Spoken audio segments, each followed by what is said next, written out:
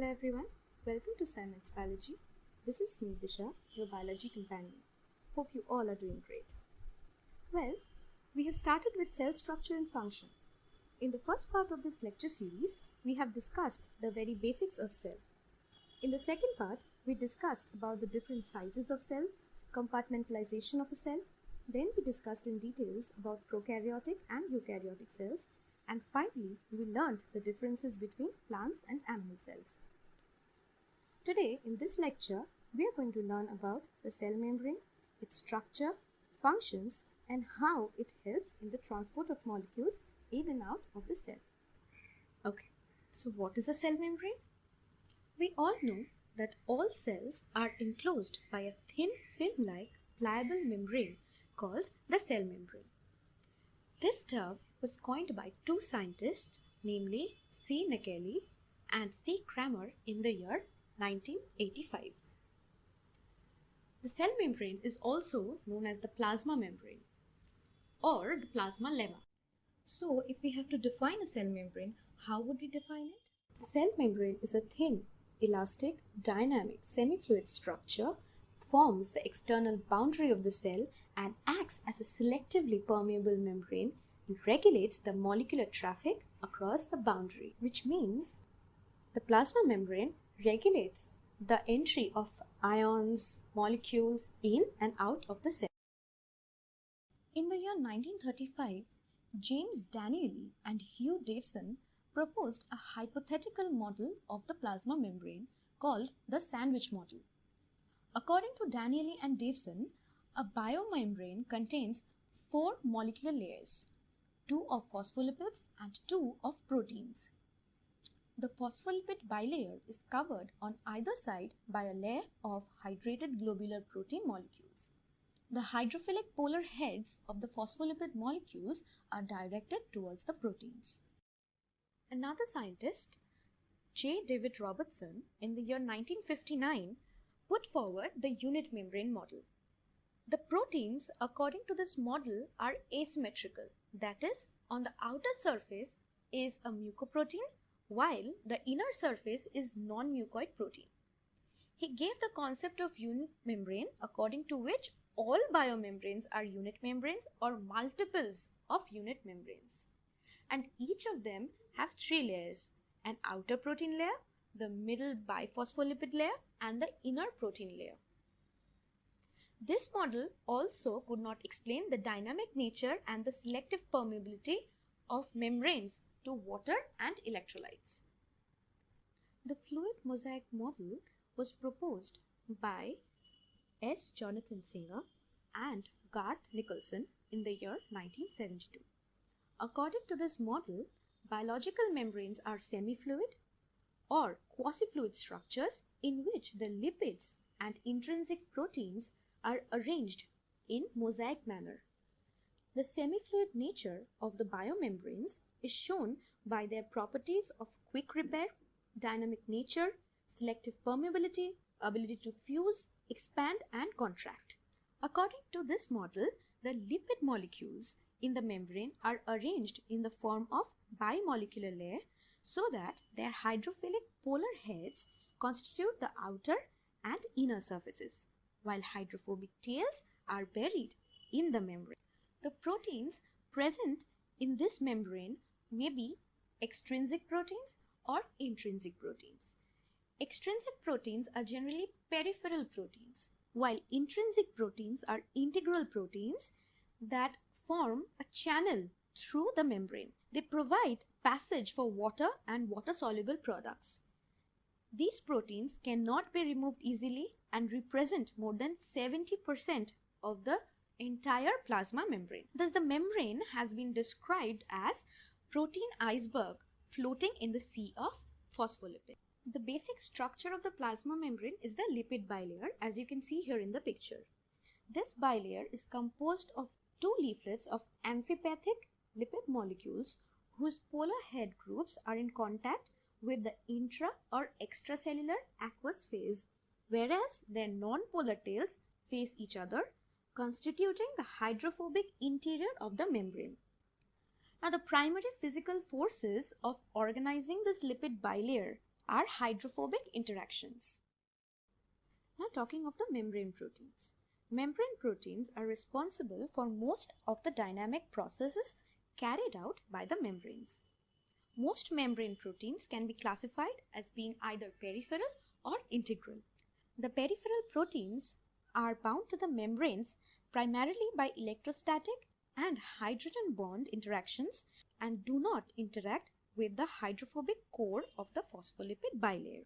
They are usually bound to the membranes indirectly by interactions with integral membrane proteins or directly by interactions with the lipid polar heads. Whereas integral proteins are mostly transmembrane proteins which have one or more segments that are embedded in the phospholipid bilayer. These transmembrane proteins contain nonpolar amino acid residues with hydrophobic side chains that interact with fatty acyl groups of the membrane phospholipid, anchoring the proteins to the membrane. All these transmembrane proteins are amphipathic. Now coming to the functions of the plasma membrane. The cell membrane maintains the individuality and form of the cell and its organelles. It acts as a semi-permeable membrane. It helps to form subcellular organelles within the cytoplasm. If you remember, in one of the videos, I have mentioned compartmentalization of the cell. The plasma membrane helps in this compartmentalization within a cell. It also controls cellular interactions by regulating the flow of materials and energy in and out of the cell. It provides defense against entry of microbes by phagocytosis. The glycoproteins and glycolipids play a distinct role in blood grouping, immune response, and so on. This I will explain in my later videos. The peripheral proteins also have enzymatic activities and have receptors that help in cell signaling. All cells interact with each other.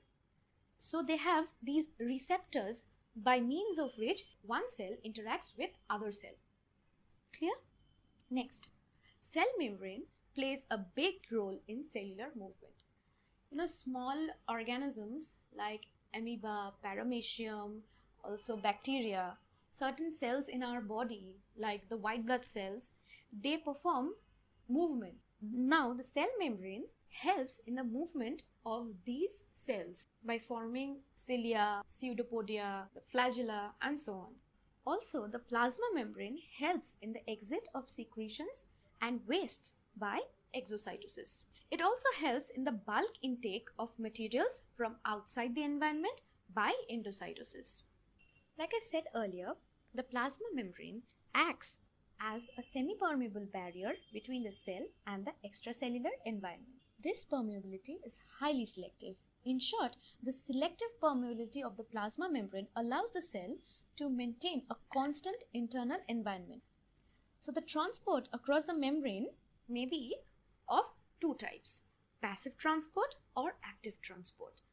The basic difference between passive transport and active transport is that passive transport does not require ATP for its function, but in active transport, ATP is required for the movement of molecules in and out of the cell.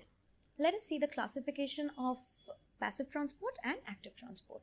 Again, passive transport is divided into two types, simple diffusion and facilitated diffusion. What is simple diffusion? Look at the picture to your left.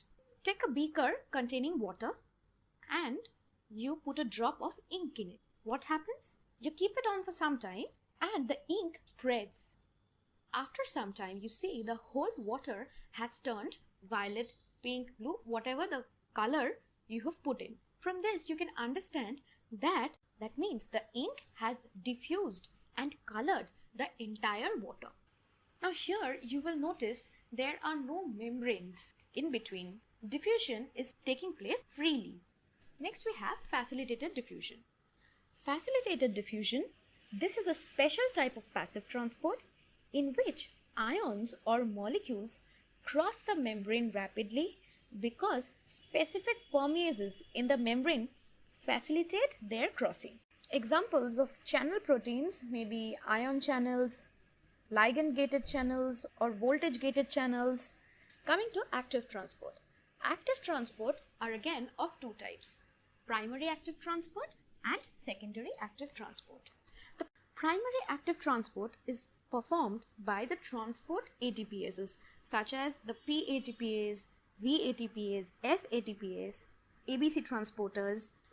Now, secondary active transport may be of three types: symport, antiport, and uniport. Symport helps in the movement of ions in one direction, like so.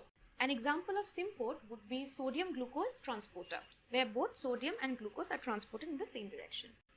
By the help of this transport channel, two molecules are passing simultaneously, one inside and one outside. Uniport is the movement of ions only in one direction, as you can see in this picture. Active transport involves expenditure of energy by cells. Passive transport does not involve expenditure of cells.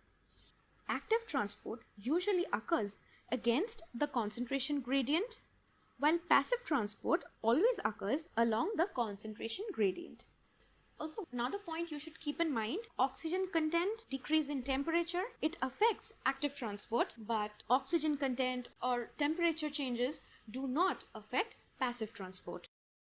If you want, you can take a screenshot. I've already mentioned these points while explaining active and passive transport, so I won't be explaining it again. That is it for today. In case you have any doubts regarding the lesson, you can ask me directly on Telegram, or you can send me an email. I will leave the links in the description box below. We haven't finished with cell membrane yet. We'll be continuing with this lesson. In the next class, I'll be explaining in details about the phospholipids, the proteins, and their different functions and composition and so on. So thank you all for watching this video. See you in my next class.